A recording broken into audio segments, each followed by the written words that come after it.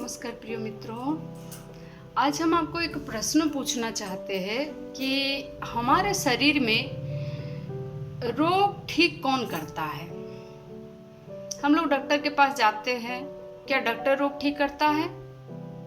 Doctor report देखता है, समझिए कि किसी का यानी कि हड्डी टूट गया, कहीं ऐसे हाथ में कहीं हड्डी टूट गया, तो वो डॉक्टर के पास जाता है। डॉक्टर सारा रिपोर्ट्स देखता है और क्या करता है, उसको पट्टी बांध देता है और बोलता है 1 हफ्ता में, 2 हफ्ता में, 7 हफ्ता में, 10 हफ्ता में आना।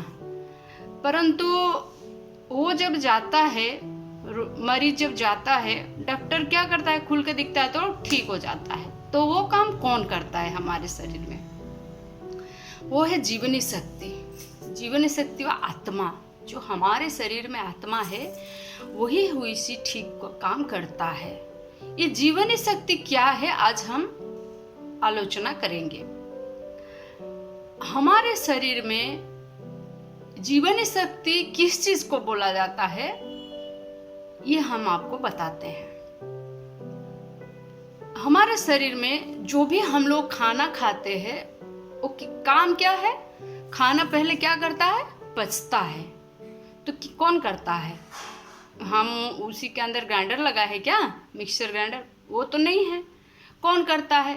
वही जीवनी शक्ति करता है। दूसरा काम क्या है जीवनी शक्ति का? दूसरा काम है, जो खाना खाते हैं वो खाना पचने के बाद मल मूत्र में उसको निकालना है। और तीसरा काम क्या है जीवनी शक्ति का, कि हमारा शरीर का वृद्धि, रोग प्रतिरोध की क्षमता, रोग का ठीक करना, इलाज करना, ये सारी काम करती है। तो हमारा जीवन शक्ति कैसे क्षीण होता है, आज हम आलोचना करेंगे। जीवनी शक्ति कैसे क्षीण होता है? पहला तो जो कुछ हम अप्राकृतिक भोजन करते हैं वो क्या होता है, देर से हजम होता है। जैसे कि आजकल का जो भी खाना आप लोग को पता है, तो देर से हजम होने से क्या होता है, हमारा जीवनी शक्ति, अधिक ऊर्जा उसमें खर्च होता है और जीवनी शक्ति का नाश होता है। दूसरा क्या है, जो खाना हम लोग खाए हैं उसको, खाना तो पच गया, परंतु उसको मल में निकालने के लिए, मूत्र में मल में निकालने के लिए हम लोग को शक्ति का उपयोग करना पड़ता है।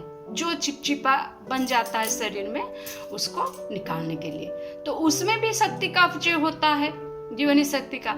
और तीसरा क्या है कि ना, हमारा शरीर में हम जो यानी कि क्षमता से, हमारा मन हो या शरीर हो, एक कमजोर है, परंतु मनोबल इतना ज्यादा है कि सुबह 3 बजे से लेकर रात बजे तक काम करता रहे, ना खाना है ना पीना है।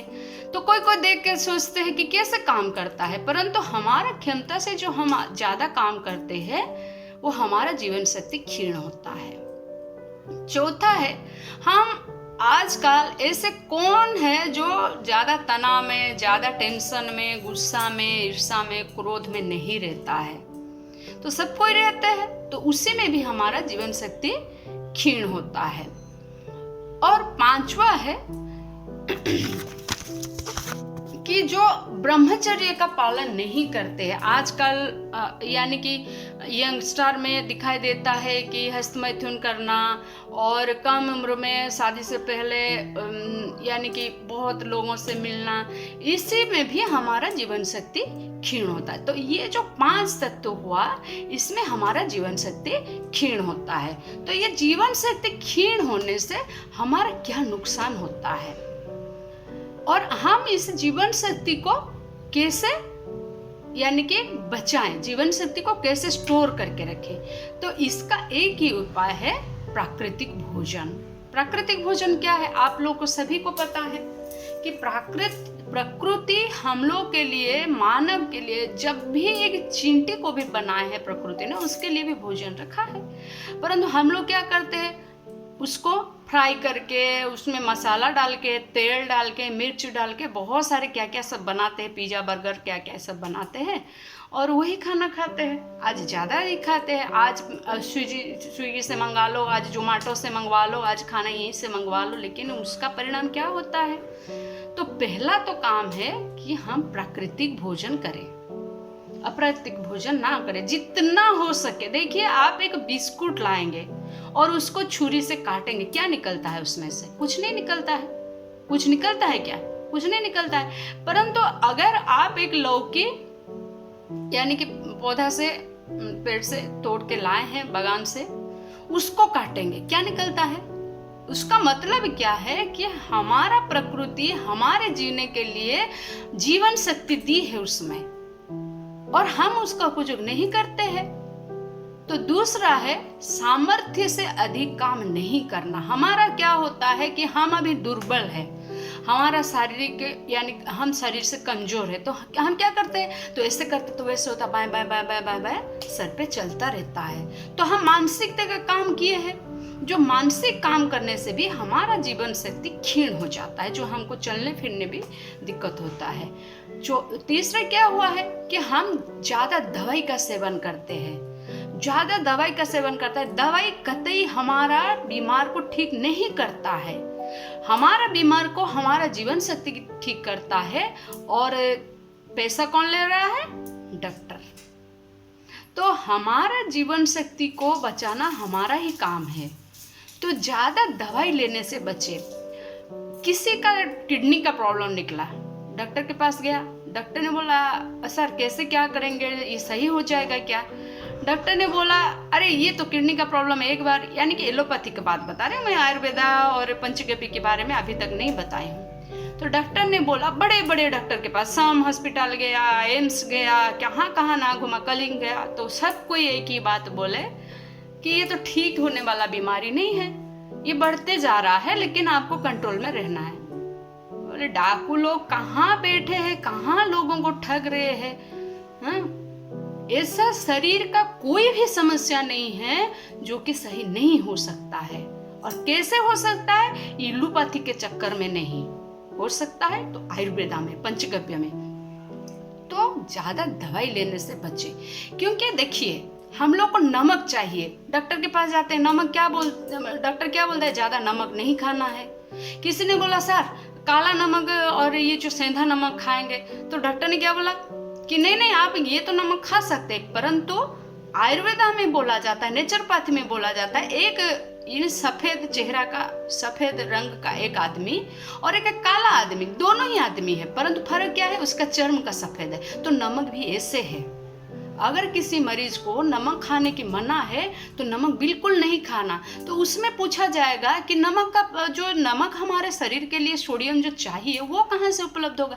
हमारा प्रकृति ने सारे सब्जी, सारे फल में, सारे खान पान में, पत्तों में सोडियम दिया है और मिनरल्स दिया है और खनिज लवण दिया है, जो हमारा जो शरीर का पुष्टि करता है। तो हमको ऊपर से खाने की कोई आवश्यकता ही नहीं है।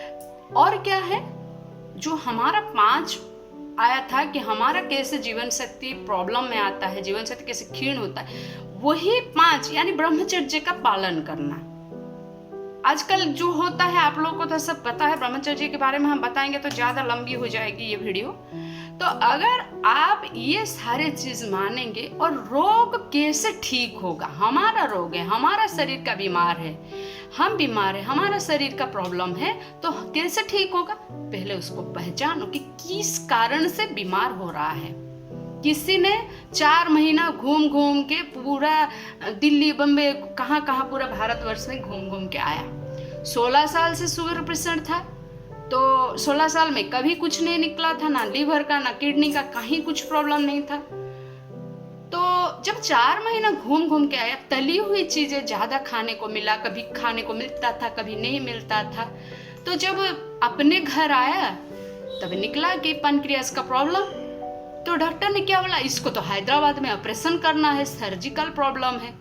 अरे मूर्ख कहीं का, डाकू डकायत कहीं का, तू तो पहले देख किस कारण के लिए हो रहा है। शरीर में 3 दोष होता है, जो बात, पित्त, कफ। पित्त बढ़ जाने से शरीर में ये प्रॉब्लम आता है, जो शरीर में सूजन हो जाता है, और डॉक्टर बोलता है तेरा किडनी का प्रॉब्लम है। शरीर में जलन होता है और डॉक्टर बोलता है तेरा शुगर का प्रॉब्लम है। शरीर में यानी उल्टी होता है, खाना खाने को मन नहीं करता है, डॉक्टर बोलता था किडनी का प्रॉब्लम है।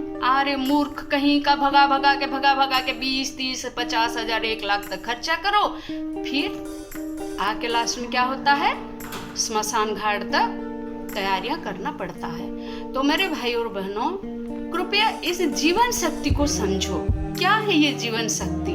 और आजकल का जो जमाना है उससे अगर बचना है, प्रति 10 में 1 किडनी पेशेंट है, प्रति 2 में 1 डायबिटीज पेशेंट है भारत में। तो उससे बचने के लिए अपना खान पान और जीवन चर्या को सही रखो। वंदे मातरम, जय गौ माता।